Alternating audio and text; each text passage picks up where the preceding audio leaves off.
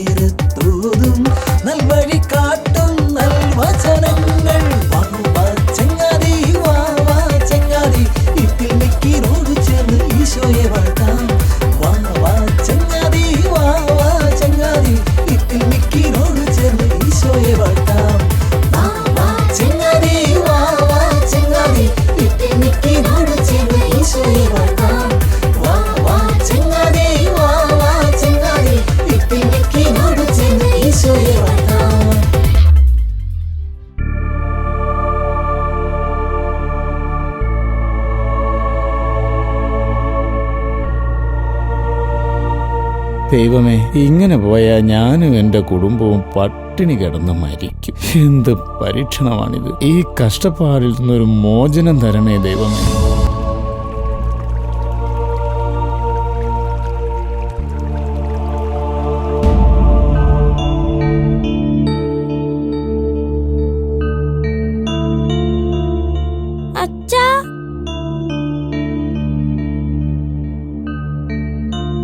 എന്തെങ്കിലും കിട്ടിയോ?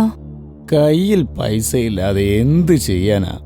സഞ്ചിയും കൊണ്ട് നടന്നാല് ആരെങ്കിലും അന്നം തരുമോ? കുറച്ച് കൂടുതൽ ദിവസമായല്ലോ നമ്മളിങ്ങനെ പോയാ നമ്മൾ എന്ത് ചെയ്യും? എന്തെങ്കിലും പണിയെടുക്കാന്ന് കരുതിയാലോ ആരും എനിക്ക് ജോലിയും തരുന്നില്ല. ദൈവം നമുക്കൊരു വഴി കാട്ടിത്തരാതിരിക്കില്ല. എന്ത് വഴി? നമ്മുടെ വീട് നഷ്ടപ്പെട്ടു, എന്റെ ജോലി നഷ്ടപ്പെട്ടു. ഇനി ആകെയുള്ളൊരു സമ്പാദ്യം ഈ ദാരിദ്ര്യം മാത്രമാണ്. നമ്മുടെ കുഞ്ഞിനെ ഓർക്കുമ്പോഴാ സങ്കടം. അത് തന്നെയാണ് എന്റെയും സങ്കടം. അവൻ എന്തെങ്കിലും കൊടുത്തോ? എന്തു കൊടുക്കാനാ? പച്ച വെള്ളമല്ലാതെ ഒന്നുമില്ല ഇവിടെ. അച്ഛൻ ഇപ്പം ഭക്ഷണം കൊണ്ടുവരുമെന്ന് ആശ്വസിച്ചിരിക്കുമായിരുന്നു അവൻ. ദൈവമേ, സ്വന്തം മകൻ ആഹാരം വാങ്ങിക്കൊടുക്കാൻ പറ്റാത്ത ഞാനായിരിക്കും ഈ ലോകത്തിലെ ഏറ്റവും ഗതികെട്ട അച്ഛൻ.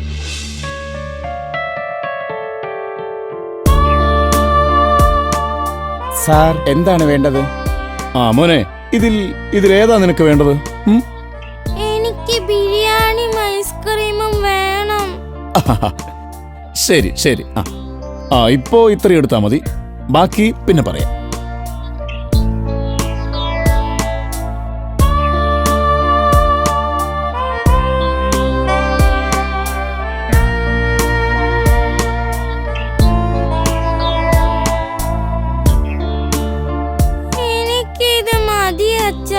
വയറ് നിറഞ്ഞു.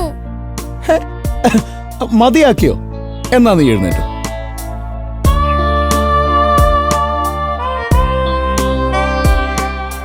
വാ മോനെ പോവാം.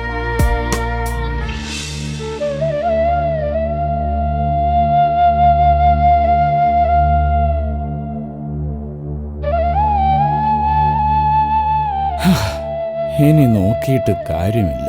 ഞാൻ ആലോചിച്ചിട്ട് ഇതല്ലാതെ മറ്റു മാർഗമില്ല. സത്യസന്ധത പട്ടിണി മാറ്റില്ലല്ലോ. വേണ്ട, അത് ദൈവത്തിന് നിരക്കാത്ത പ്രവൃത്തിയാണ്. പാപം ചെയ്ത് കിട്ടുന്നത് നമുക്ക് വേണ്ട. നമ്മുടെ കാര്യം നോക്കണ്ട, നീ നമ്മുടെ മകന്റെ കാര്യം നോക്കൂ. ഈ ചെറിയ പ്രായത്തിലെ ദുരിതം അനുഭവിക്കാൻ എന്നെ കൊണ്ട് വയ്യ. എന്നാലും നമ്മുടെ മോന്റെ ഭാവി ഓർത്തെങ്കിലും. തെറ്റൊന്നും ചെയ്തിട്ടില്ലെങ്കിലും സാഹചര്യം നമ്മളെ ഇവിടെ കൊണ്ടു ചെന്നെത്തിച്ചു.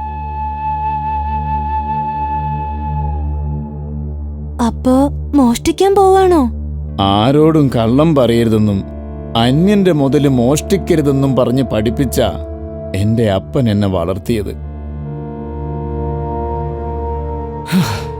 ഇനി നോക്കിയിട്ട് കാര്യമില്ല. ഞാൻ ആലോചിച്ചിട്ട് ഇതല്ലാതെ മറ്റു മാർഗമില്ല.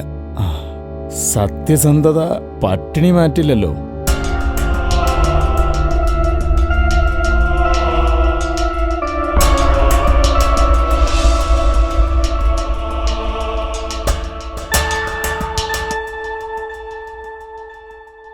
തക്കുടു, നീ ഹോംവർക്ക് ചെയ്തില്ലേ? ഓ, ഞാനതങ്ങ് മറന്നു. കിട്ടിയാലൊരടി, അത്രയല്ലേ ഉള്ളൂ. ബെസ്റ്റ്. മീന ടീച്ചറുടെ ചൂരൽ കഷായം നിനക്ക് ഇതുവരെ കിട്ടിയിട്ടില്ല. ഇന്നത് ശരിയാക്കിക്കോളാം. തക്കുടു, നീയൊന്ന് വേഗം എഴുത്. എനിക്കിനി വയ്യ. അടി കിട്ടുകയാണെ കിട്ടട്ടെ. ഇവരിപ്പോ പഠിക്കുന്ന കാര്യങ്ങളിൽ വലിയ മടിയാ. ടീച്ചർ മാത്രം കറക്റ്റായി നടക്കുന്നുണ്ട്. അത് ഓക്കെ, പക്ഷെ സത്യത്തില് നമ്മൾ എന്തിനാ പഠിക്കുന്നത്? ജോലി കിട്ടാൻ. ആണല്ലേ? അപ്പോ ജോലി ചെയ്യുമ്പോ പൈസ കിട്ടുമല്ലോ. തക്കുടു, നീ എന്തിനാ ഇതൊക്കെ ഇപ്പൊ പറയണേ? വെയിറ്റ്, ആദ്യം എന്റെ ചോദ്യത്തിന് ഉത്തരം എന്താ? കിട്ടും കിട്ടും. അപ്പോ ആ പൈസ നമ്മൾ എന്തിനാ ഉപയോഗിക്കുന്നത്? ഇവനെ കൊണ്ട് തോറ്റു. വീട് വെക്കാൻ, പിന്നെ വേറെ ആവശ്യങ്ങൾക്ക് അങ്ങനെ കൊറേ ഉണ്ട്. നോ മണ്ടൻ. ആഹാരം കഴിച്ചില്ലെങ്കിൽ പൈസ സമ്പാദിച്ചിട്ട് എന്ത് കാര്യം? അയ്യടാ, നിനക്ക് എപ്പോഴും തീറ്റേന്റെ കാര്യം മാത്രമേ ഉള്ളല്ലേ? ഛേ.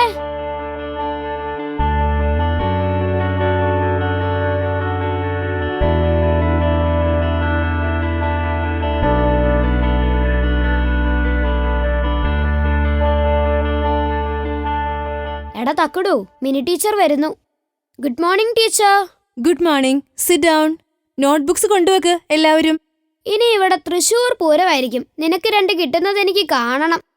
സ്വന്തം കൂട്ടുകാരന്റെ ദുഃഖത്തിൽ ചിരിക്കുന്ന നീ ഒരു ഫ്രണ്ടാണോടാ? ഹോംവർക്ക് ചെയ്യാത്തവരെ എഴുന്നേറ്റ് നിൽക്ക്. ഇനി ഞാൻ എന്ന കൂട്ടുകാരൻ നിങ്ങൾക്കില്ല കിട്ടൂ. ഇന്ന് ടീച്ചർ എന്നെ കൊല്ലും.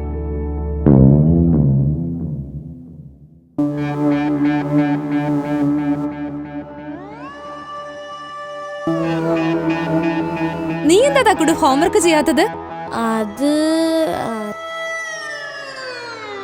കുട്ടികൾ ഇങ്ങനെ മറക്കാൻ പാടില്ല ഒരു കാര്യവും. അയ്യോ,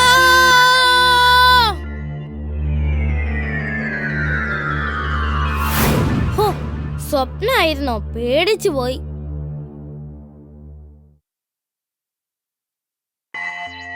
ഭാഗ്യം ഹോംവർക്ക് ചെയ്തു, അല്ലെങ്കിൽ അടി കൊണ്ട് ചത്തേനെ. തക്കുടു, ദാ വരുന്നു. നീ അവിടെ എന്ത് ചെയ്യുവാ? സമയം എത്രയായി? പെട്ടെന്ന് സ്കൂളിൽ പോവാൻ നോക്ക്.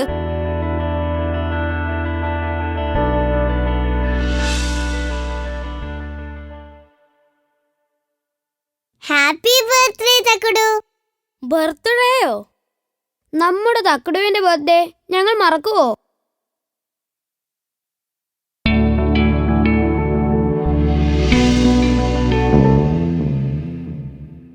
ഓ, എന്നെ കളിയാക്കിയതാണല്ലേ. സാരമില്ല. Anyway, thank you dears. എനിക്കുള്ള ഗിഫ്റ്റ് എവിടെ? അത് കൊള്ളാലോ.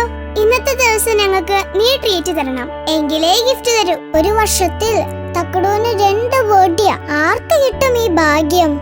വെറുതെ പറഞ്ഞ് ചളമാകണ്ട. ഇതില് വലിയ കോമഡി ഒന്നുമില്ല.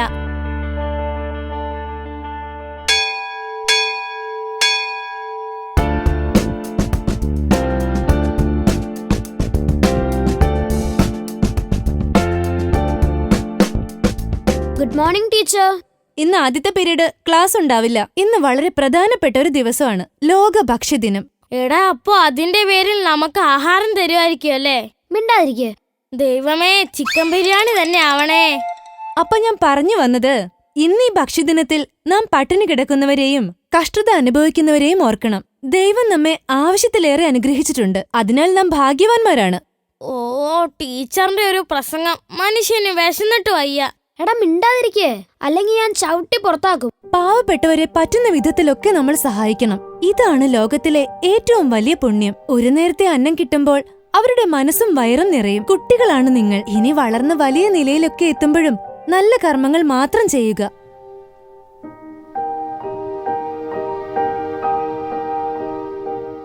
എടാ തക്കടു. അല്ലടാ, ഇവിടെ ഭക്ഷണത്തിന്റെ മണമൊന്നും വരുന്നില്ലല്ലോ. ഞാൻ കുറെ നേരമായി ശ്രദ്ധിക്കുന്നു. ഇനി നീ സംസാരിച്ച ടീച്ചറിനോട് വിളിച്ചു പറയും ഞാൻ. അപ്പൊ ഇന്നത്തെ ഈ ദിവസം നമ്മുടെ ഭക്ഷണം നമുക്ക് പാവപ്പെട്ടവർക്ക് കൊടുക്കാം. ഒരു നേരമെങ്കിലും അവരുടെ വിശപ്പിന്റെ വില നാം അറിയണം. നിനക്ക് അങ്ങനെ തന്നെ വേണം. നിന്റെ ആക്രാന്തത്തിന് കിട്ടിയ പണിയായത്.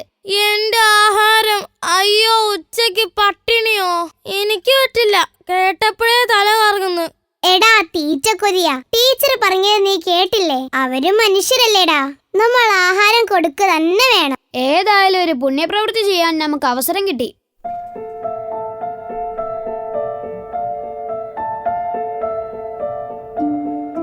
എന്താണ് തക്കടു നിനക്കൊരു ബലം പിടുത്തം? എന്തു പറ്റി? ഒന്നുമില്ല, പ്ലീസ്. നിങ്ങൾ 3 പേരും ആഹാരം കൊടുക്ക്. എനിക്കിത് കൊടുത്താല് ജീവൻ പോകുന്നതിന് തുല്യമാണ്.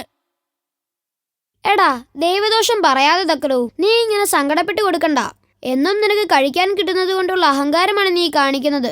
നീ കൊടുക്കണ്ട, ഞങ്ങള് പോകുന്നു. ഇതാ എന്റെ ഭക്ഷണം. സോറി കൂട്ടുകാരെ, ഞാൻ ഇനി ഈ തെറ്റ് ആവർത്തിക്കില്ല. സാരമില്ല തക്കടു.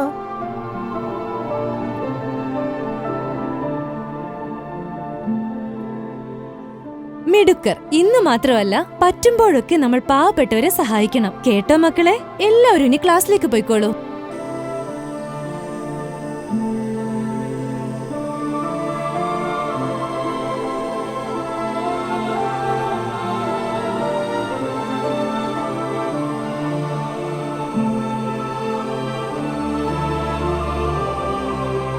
ദൈവമേ, ഇന്ന് വരെ ആരുടെയും മുതല് കട്ടിട്ടില്ല. അങ്ങനെ വിചാരിച്ചിട്ട് കൂടെയില്ല കർത്താവ്. എന്റെ ഗതികേട് കൊണ്ടാ. കാത്തുകൊള്ളണേ.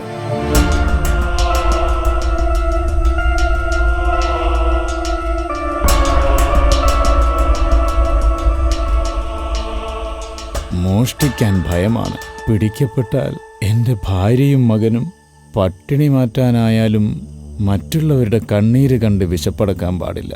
മേരി പറഞ്ഞത് ശരിയാണ്. ഒന്നും വേണ്ട.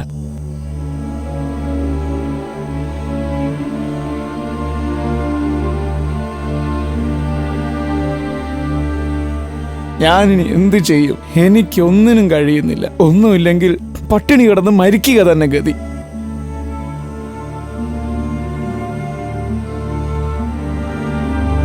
ഇത്ര നേരം ഇത് എവിടെയായിരുന്നു? ഞാൻ കുറെ നേരം കാത്തിരുന്നു. ഒന്നും നടന്നില്ല. എന്നെ കൊണ്ടൊന്നിനും ആവുന്നില്ല. അതാ നല്ലത്. അങ്ങ് വിഷമിക്കാതിരിക്കെ. കുറച്ചു മുൻപാണ് മോൻ ഉറങ്ങിയത്. അച്ഛനെയും കാത്തിരിക്കായിരുന്നു അവൻ. നാളെ എന്ത് സംഭവിച്ചാലും നിങ്ങളുടെ വിശപ്പ് മാറ്റാൻ ഞാനൊരു വഴി കണ്ടെത്തും. സമാധാനിക്ക്. എല്ലാം നമ്മുടെ വിധിയാണ്.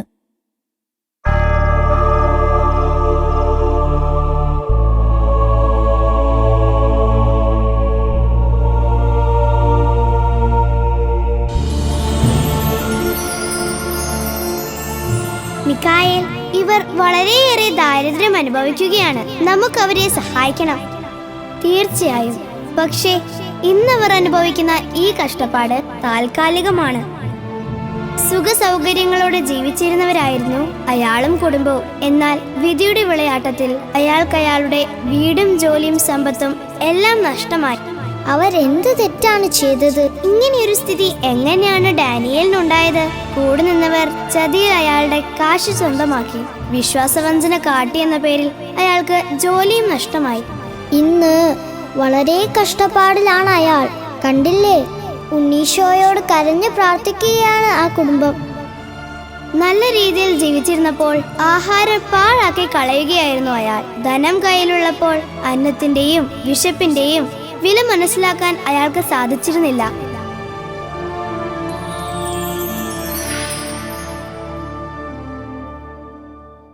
കരുണാമയനായ ദൈവമേ, ഒരു വഴി കാട്ടിത്തരണമേ.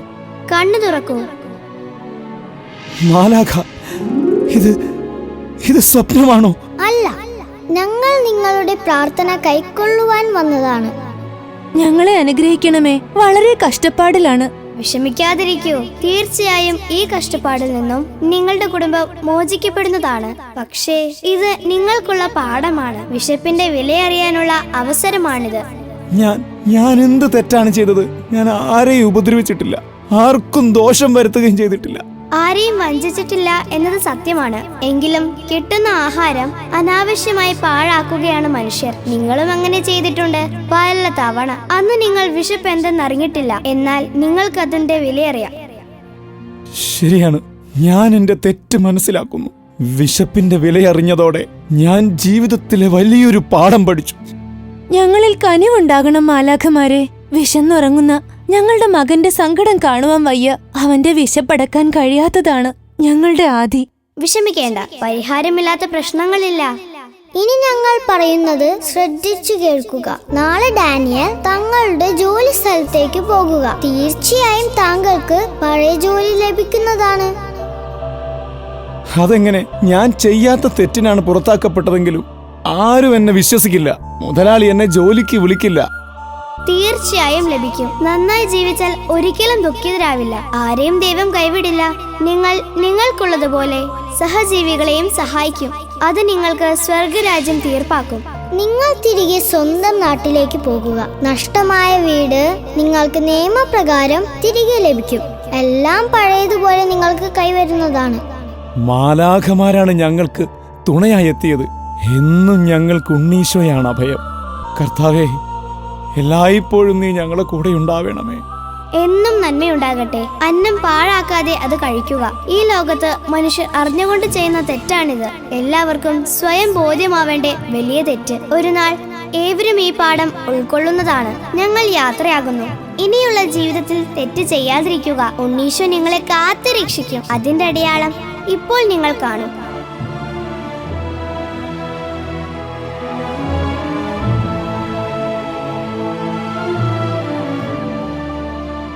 ഇനിയും ആവശ്യമുണ്ടെങ്കിൽ പറയാൻ മടിക്കണ്ട കേട്ടോ.